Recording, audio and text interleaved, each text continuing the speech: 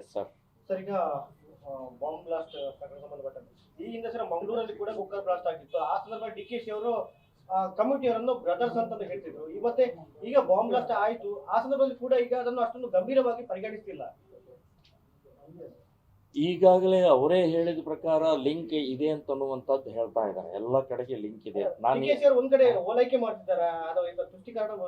Not only DKC ಇರುವಂತಹ ಪಕ್ಷ ಇದೆಲ್ಲ ಟೋಟಲ್ ಮೊದಲಿಂದನೂ ಕೂಡ ಇವರು ರಾಮನ ಪರವಾಗಿ ನಿಂತ್ಕೊಳ್ಳಿಲ್ಲ ರೀ, ಬಾಬರ್ನ ಪರವಾಗಿ ನಿಂತ್ಕೊಂಡಂಥ ಪಕ್ಷ ಇದು.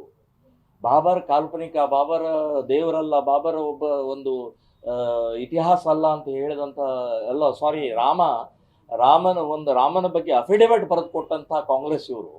ರಾಮ ಕಾಲ್ಪನಿಕ, ರಾಮ ದೇವರಲ್ಲ, ರಾಮದ ಇತಿಹಾಸ ನಡೆದೇ ಇಲ್ಲ ಅಂತ ಹೇಳಿದಂಥವ್ರು ಬಾಬರ್ನ ಪರವಾಗಿ ಅಲ್ಲಿಂದ ಪ್ರಾರಂಭ ಆದಂಥದ್ದು ಓಲೈಕೆ.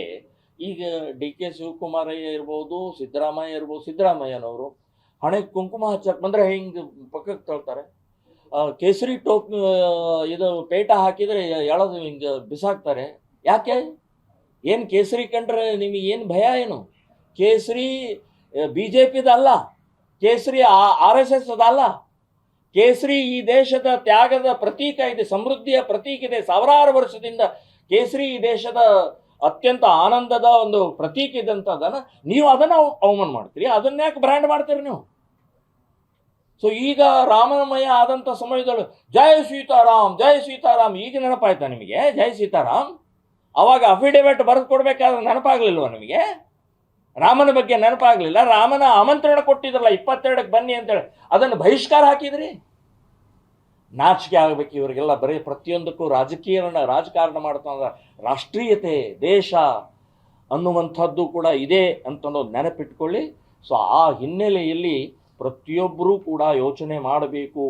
ಈ ಕುಕ್ಕರ್ ನಮ್ಮ ರಾಮೇಶ್ವರ ಬ್ಲಾಸ್ಟ್ ಇರ್ಬೋದು, ಮತ್ತು ಇವತ್ತು ಏನು ಪಾಕಿಸ್ತಾನ್ ಜಿಂದಾಬಾದ್ ಅಂತ ಹೇಳಿದ ಘಟನೆ ಇರ್ಬೋದು, ಇದರ ಬಗ್ಗೆ ಪ್ರತಿಯೊಬ್ಬರು ಗಂಭೀರವಾಗಿ ತಗೊಳ್ಬೇಕು. ಇದನ್ನು ಹಗುರವಾಗಿ ತಗೊಳ್ಳಬಾರ್ದು. ಭಯೋತ್ಪಾದಕರು ನಾವು ಇನ್ನೂ ಜೀವಂತವಾಗಿದ್ದೀವಿ, ಇನ್ನೂ ಸತ್ತಿಲ್ಲ ಅನ್ನೋದಕ್ಕೆ ಇಂಥ ಕಿಡಿ ಹಾರಿಸ್ತಾ ಇದ್ದಾರೆ.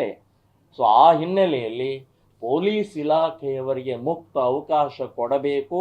ಕೊಟ್ಟರೆ ಮಾತ್ರ ಇಂಥದ್ದು ಎಲ್ಲವನ್ನು ನಿಲ್ಲಿಸುವಂಥ ಸಾಮರ್ಥ್ಯ ಇವತ್ತು NIAಗೂ ಇದೆ, ಪೊಲೀಸ್ ಡಿಪಾರ್ಟ್ಮೆಂಟಿಗೆ ಇದೆ ಅಂತನ್ನುವಂಥದ್ದು ನಾನು ಹೇಳ್ತಾ ಇದ್ದೀನಿ.